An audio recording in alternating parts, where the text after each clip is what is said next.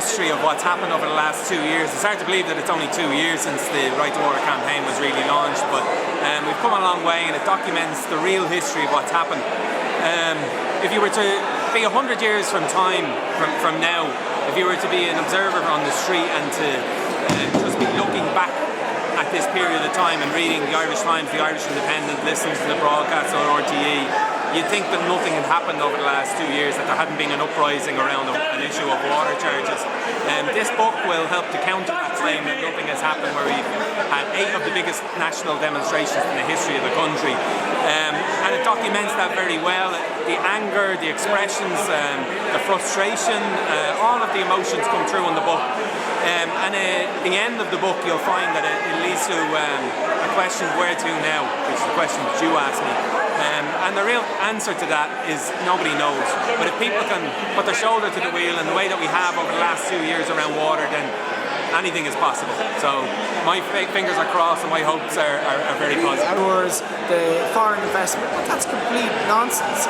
That if you invest in housing, for example, through the public sector, through community co-ops, that creates a huge spin-off in terms of multipliers of impact of investment in terms of jobs, that the idea that public investment and public employment is a cost is completely wrong.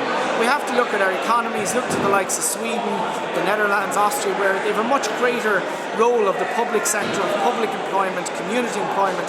That's a model of sustainable investment that can create employment right across the country in disadvantaged areas as well. So Brendan, you launched your book tonight, so what's your immediate reaction? Well, a really enjoyable night. I hope people enjoy reading the book as much as I enjoyed launching it. It's been a few months sitting down in the middle of the night at the kitchen table, trying to record the biggest social and protest movement this country has ever seen. It had to be recorded by somebody because, let's be honest, the mainstream media were never going to do it. This is a movement that has changed Ireland and the water charges issue, that has brought people alive again and aware again about what we need to do to get a fairer and a more equal Ireland. It's a staging post. I personally see this as a staging post. The water charges are just suspended. They're not gone away. They're not abolished. They need to be abolished, and we need to continue to work to move beyond water and deliver a fairer Ireland. So what's your hopes now as a result of this? I mean, are we going to see a little bit more unity, or what's the direction now that we're hoping to take as a result of you documenting the evolution, if you like, of well, this you know, movement? the mainstream media do a lot of talk about the lack of unity on the left. We're led by a country, we're led by a Taoiseach whose party can't get 1/5 of the voters to vote for them. The 2 biggest parties in the state combined just about can get the support of 50% of those who vote, and 35% of those who could vote don't. So, you know, when we talk about unity, there's not an awful lot more unity on the right than on the left.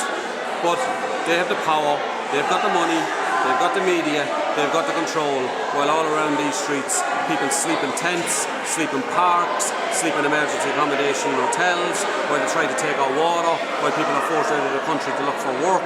We've got a vicious austerity programme still going and affecting the majority of population in this country.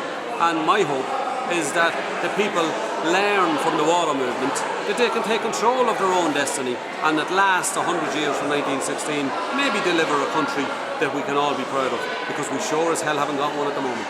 So we have taken control to an extent. How has that evolved? Well, I don't think we have taken control. Well, I think we've taken control to the extent that we have a lot more alternative politicians, independent politicians. People have woke up. People have woken up. People have woken up. But waking up isn't enough. You wake up in the morning, it's not enough. You have to get out of the bed, you have to get dressed, you have to do what you have to do and get out of the house and go and do something. At the moment, we've just woken up. It's time we all started doing the rest. We have to pull together. We've got policies that we all agree on, the right to change policies, which includes the policy on right to water.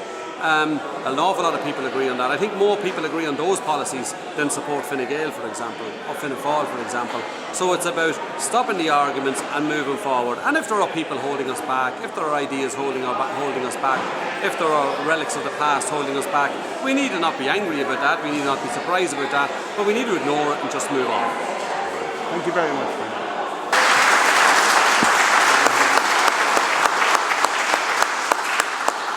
And about the recession, and as everybody has sat around and have dinners with their families and talked about the recession, every single one of us has done it. I was saying something like, well, if there's anything good that's come out of this for us as a nation, is that there's a kind of a humility that's come back into us.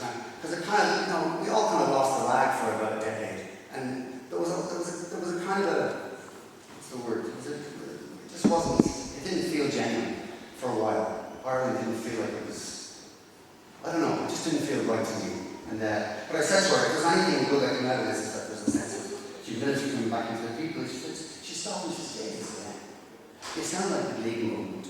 And she said, nobody I know, nobody from where I'm from, nobody I know experienced the Celtic Tiger. None of us. But when the fucker died, we paid us.